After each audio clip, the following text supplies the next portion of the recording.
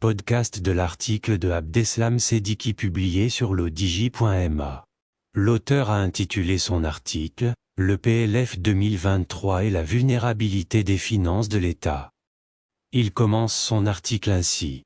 En application des dispositions constitutionnelles, le gouvernement a présenté le 20 octobre dernier le projet de loi de finances pour 2023 devant le Parlement réuni dans ses deux chambres.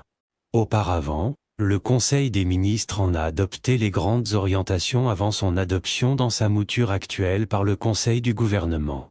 La présentation d'une loi de finances n'est pas un acte de routine. C'est un moment important dans la vie démocratique du pays. C'est peut-être le rendez-vous annuel le plus attendu par toutes les composantes de la société, dans la mesure où c'est à travers la loi de finances que les budgets sont arrêtés, que les choix et les préférences du gouvernement ou de l'État sont déclinés, que les équilibres fondamentaux sont définis, que le partage des charges fiscales est effectué. L'auteur poursuit son article ainsi. Comme toute loi, une loi de finances n'est jamais neutre.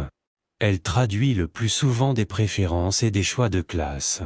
À l'exception des domaines relevant de la souveraineté nationale et de la défense des constantes de la nation, objet d'une unanimité nationale sans faille, tous les autres domaines sont sujets au débat et à la controverse en fonction des convictions des différents protagonistes et de leur positionnement politique. C'est de cette controverse et ce débat, indispensable et inévitable, que se nourrit la démocratie pour prospérer, s'enraciner et devenir irréversible. Par conséquent, il est attendu de nos parlementaires, majorité comme opposition, d'être à la hauteur de l'événement, comme il est attendu du gouvernement d'être coopératif et attentif à leurs critiques et leurs argumentaires. La loi de finances détermine, pour chaque année budgétaire, la nature, le montant et l'affectation de l'ensemble des ressources et des charges de l'État, ainsi que l'équilibre budgétaire et financier qui en résulte. Elle tient compte de la conjoncture économique et sociale qui prévaut au moment de sa préparation, ainsi que des objectifs et des résultats des programmes qu'elle détermine, article 1 de la loi organique des finances. Sa préparation est un processus laborieux, qui s'étale sur plusieurs mois. Car outre le texte de loi proprement dit, il fallait préparer toute une panoplie de documents qui l'accompagnent et dont la lecture est nécessaire pour une meilleure compréhension de la dite loi. Comment est monté ce projet de loi? Quelles sont les hypothèses qui le sous-tendent? Quels sont ses principaux objectifs? C'est à ces questions et probablement à d'autres que nous essaierons d'apporter des éléments de réponse, ou tout au moins exprimer un point de vue. L'auteur précise ainsi. Chaque loi de finances se donne des hypothèses. Ces dernières sont nécessairement critiquables, et à juste titre.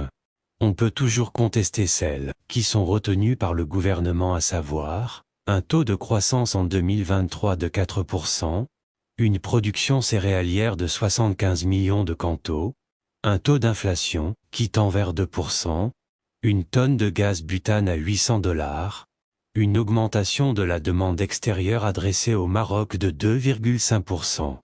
Ce sont des hypothèses à prendre comme telles. Elles peuvent se vérifier dans le cas où les choses se passeraient comme on l'aurait supposé, toutes choses égales par ailleurs. Mais qui peut prévoir la fin de la guerre en Ukraine, ou le niveau des précipitations au cours de l'année, pour ne citer que ces deux cas? Au niveau des ressources et des dépenses, nous sommes toujours, à de rares ajustements, dans la même structure que les lois précédentes. Il ne peut d'ailleurs en être autrement, et ce pour deux raisons essentielles. D'une part, l'élaboration d'une loi de finances obéit aux règles arrêtées par la LOF, loi organique des finances.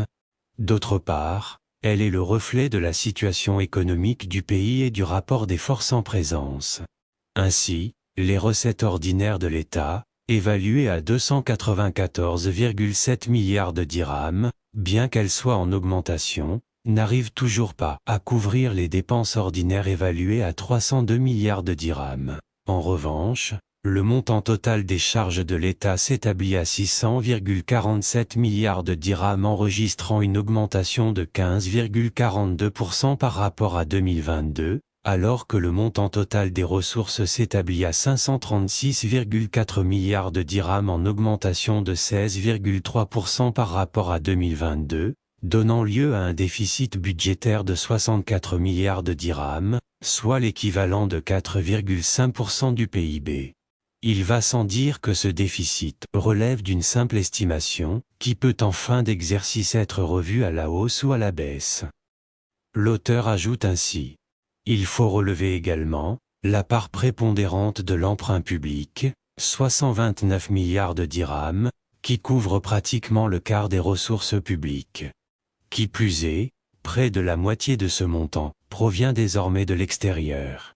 Ce qui est sujet à inquiétude est le fait que ces montants empruntés vont servir à hauteur de 85% à couvrir le service de la dette pour cette année, 109 milliards de dirhams. Et contrairement aux affirmations officielles qui prétendent que nos finances publiques montrent une certaine résilience, nous pensons en toute responsabilité qu'elles connaissent une certaine fragilité.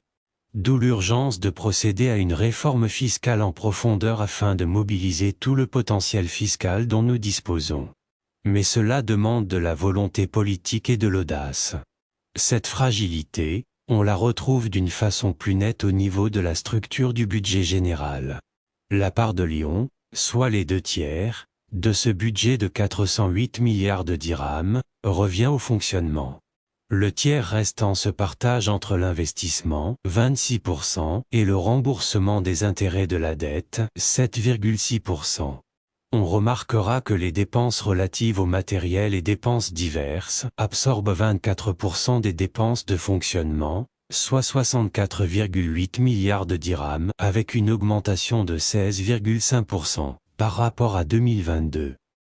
L'auteur conclut son article ainsi: ce qui s'inscrit non seulement en contradiction avec la note de cadrage du chef du gouvernement incitant les différents départements ministériels et l'administration en général à suivre un régime d'amaigrissement en réduisant le train de vie de l'État, mais aussi avec l'une des orientations affichées du PLF consistant à rétablir des marges budgétaires pour assurer la pérennité des réformes. À bon entendeur, salut. Rédigé par Abdeslam Seddiqui, élu par l'intelligence artificielle de l'Odigi Media.